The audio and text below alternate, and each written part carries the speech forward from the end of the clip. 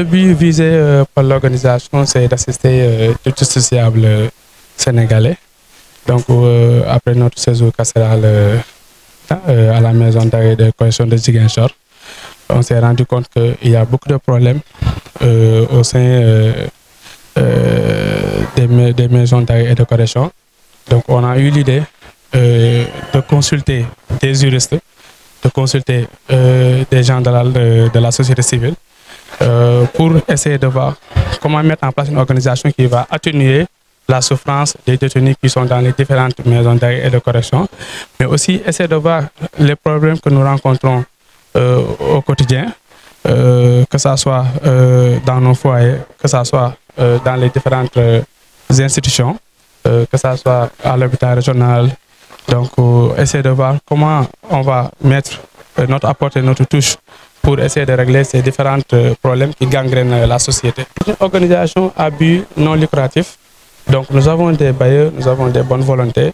À chaque fois qu'on sent le besoin dans les différentes prisons de Ziguinchor du Sénégal, nous allons à la recherche de ces fonds auprès de nos bailleurs, auprès de nos bonnes volontés pour aider les détenus sénégalais qui sont dans les différentes prisons du Sénégal. Je dois d'abord remercier cette association qui vient de naître, l'Organisation nationale d'assistance juridique et judiciaire, qui a été mise sur place à Ziguinchor, avec des jeunes dynamiques, des jeunes qui ont vécu l'expérience en fait, malheureusement dans les lieux de détention, chose qu'on ne souhaite à personne, et qui à la sortie de tout cela ont voulu mettre en place une organisation, parce qu'ayant vécu, Ivan Illich disait, on ne comprend mieux que ce que l'on découvre soi-même.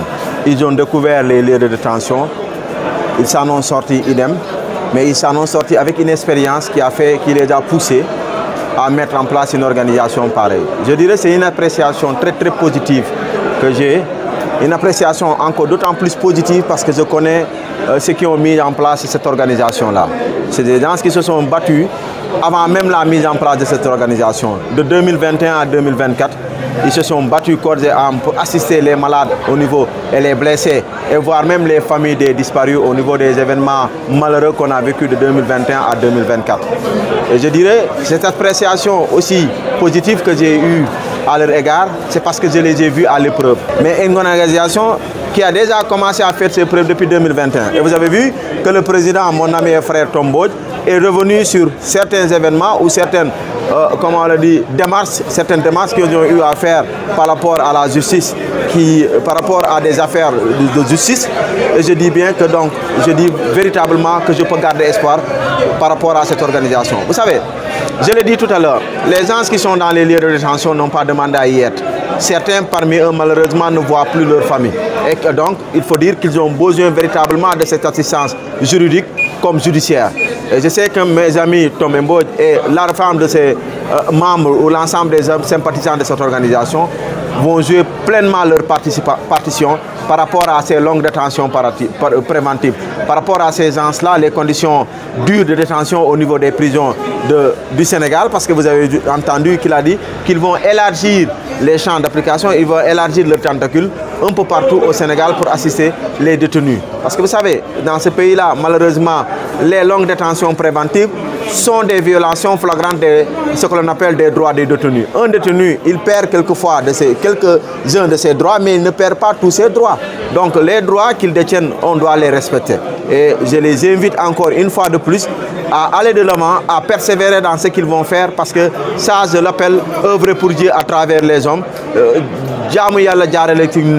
Et donc c'est ce qu'ils font et nous demandons à tous les Sénégalais de leur venir en aide parce que nous savons quand vous mettez une organisation pareille, ça nécessite des moyens techniques mais aussi ça nécessite des moyens financiers. Donc s'ils n'ont pas les moyens financiers, à beau vouloir faire, mais comme on dit, la plus belle femme au monde ne peut donner que ce qu'elle a.